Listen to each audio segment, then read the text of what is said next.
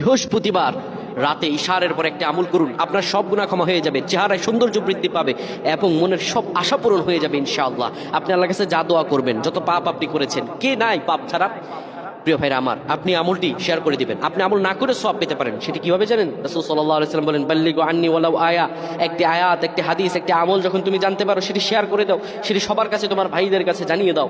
আপনি আপনি আমল না করে সওয়াব পাবেন। যদি আপনার একটি শেয়ারে অন্যজন আমল করে, তাহলে তার আমলের পার্সেন্টেজ থেকে আল্লাহ তাআলা আপনাকে সওয়াব দান করবেন। সুবহানাল্লাহ। বৃহস্পতিবার ইশারের নামাজের পরে আপনি কিবলামুখী হয়ে যাবেন, রাসূলুল্লাহর শিখানো আমল।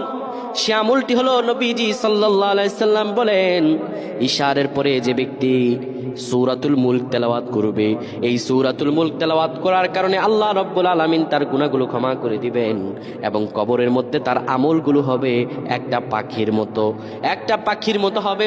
সেই পাখিটি এত সুন্দর হবে, তার আমলগুলো, সেই পাখিটি তার হয়ে ফেরেশতাদের সঙ্গে জবাব দিয়ে দিবে। আমার আল্লাহ রাব্বুল আলামিন দয়া করে, মায়া করে তাকে মাফ করে দিবেন। সুবহানাল্লাহ।